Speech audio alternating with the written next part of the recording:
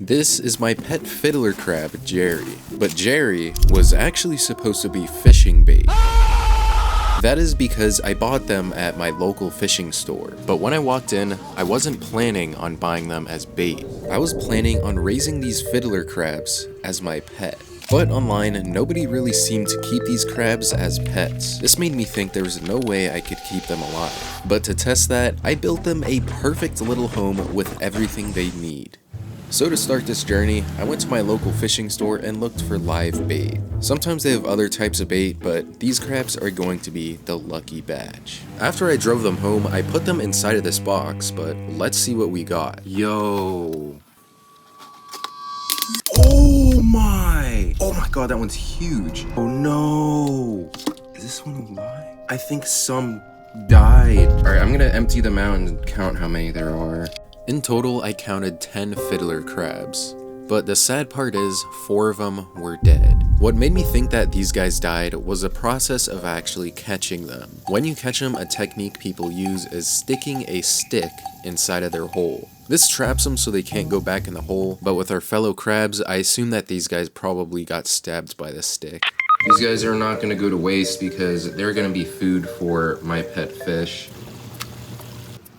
Oh! Alright guys, so I'm gonna get the rest of our crabs and put them inside of my temporary tank that I have just made them. Inside this tank has mud from their natural environment, but I also added a few pieces of wood that they can hide under. These guys will only be in here for about 1 to 2 days, but in the meantime, we are going to construct their new home. Alright guys, this is the tank that we're going to be using. This is about a 29-gallon tank, but if you look closely, this thing's got stains and dirt everywhere. So I went ahead and cleaned them up. I'm also going to be putting this on a metal fish tank stand, so let's go ahead and assemble that. Time to put the tank on.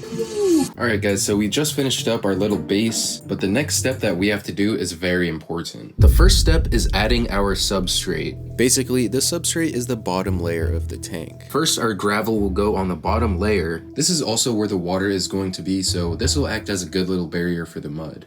So now on top of the gravel goes their burrowing substrate, but this isn't any ordinary mud. This mud came from a wild marshland that I found. Ooh!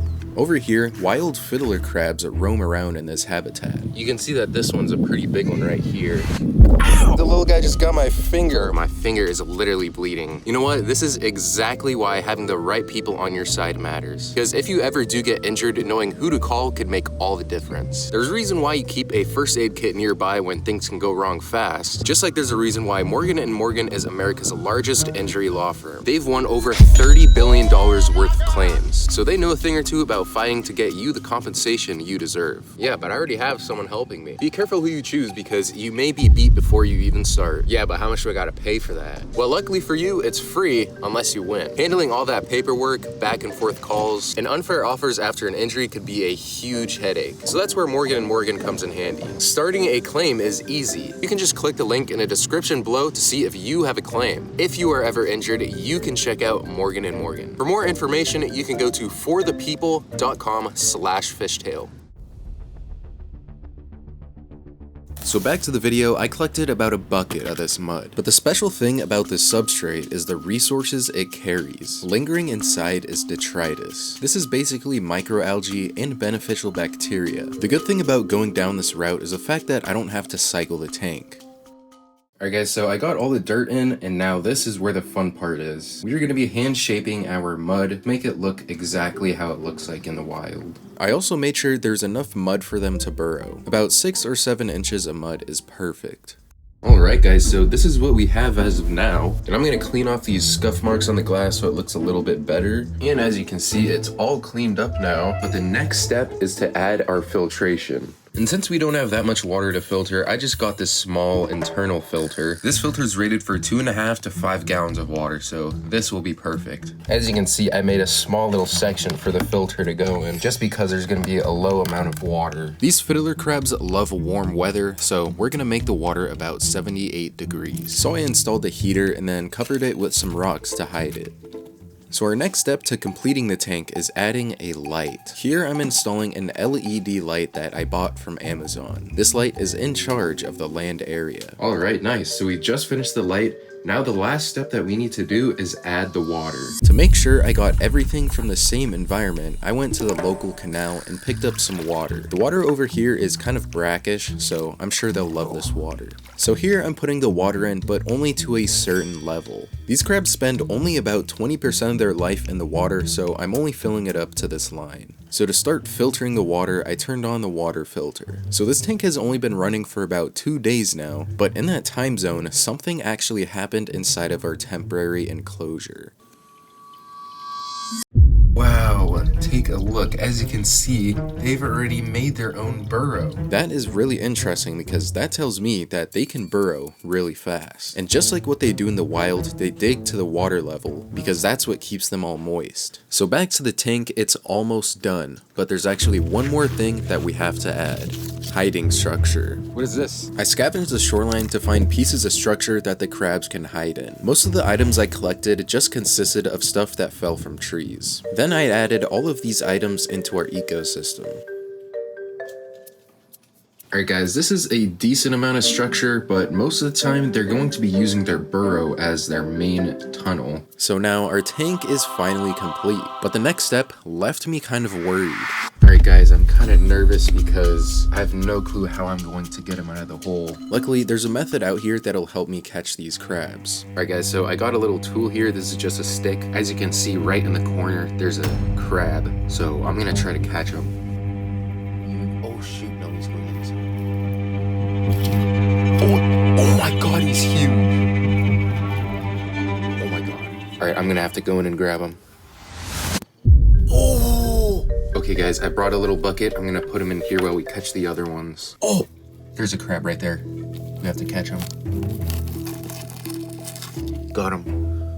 After trying to catch the third one, this happened. No! I was just trying to catch one of the crabs and I grabbed his claw, which I don't think was a very good idea because they have a defense mechanism to drop their claw when threatened. I then collected the remainder of the crabs. While they are inside of their bucket, I prepared about 6 pieces of food for them. So let's see if they're gonna eat this. Let's go ahead and put one inside. Oh.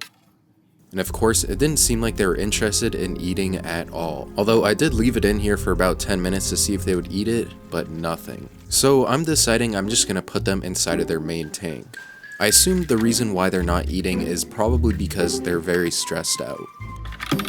I watched them roam around for a bit to get an idea where their health level is at. I then decided to turn all the lights off so they can be a little more at peace, since they are most likely a little stressed out, but I'm also going to leave my room so I don't scare them or distract them from starting their little burrow to keep them safe. So I'm gonna get back to you guys in a few hours and see what we have then. Guys, I just snuck in here after about an hour, and look, I think they might be starting their own burrow. It was getting late at the time I was filming, so I thought I'd go to bed and then see where we're at in the morning. It's now day 2 of them being in the tank, and I believe they started their own burrow because they were making a lot of noise last night. I got a few time-lapse shots of them building their burrow, and I even saw Jerry digging out his first burrow. Jerry decided to build his burrow right in the corner of the tank. You can also see his progress as he gets deeper in the hole. In this time period, I counted only 3 holes, as of what I could see. You could tell that they're pretty skilled at making burrows, but Jerry's here, on the other hand, was a bit questionable. For pretty much the whole afternoon, he's been working on his burrow. He got to the point where he dug so far that he even reached the bottom. It's hard to see him, but he's about right here. So you can see that this burrow no longer has a hole on the top. I'm not really sure why he did this, maybe because he has another entrance somewhere, but it does look like there's another one right next to him. So at this point, I decided to let them be for the next 2 days. I wanted to give them time to burrow and see what they did in this time period. The next morning, I was looking around and I actually saw a total of 6 burrows. Most of them decided to dig right at the edge of the shore. I assume they wanted to dig here because the mud here was the most moist. You can tell their tunnels are very distinct and well-rounded. Right along the edges, you could see there's a lot of dirt marks. I assume that's from the crabs walking along the edge. So now that it's been a few days, I want to see if they'll eat. These crabs have not eaten this whole time, so I decided to give them a little treat, which is a piece of fish. I also added a bunch of new covers, so hopefully this makes them feel safe to come out. So I get my first piece of fish and I put it right next to Jerry's hole. I watched to see if he would get it within the first few minutes, but he didn't get it. So then I decided to leave a piece of fish in front of every hole I saw.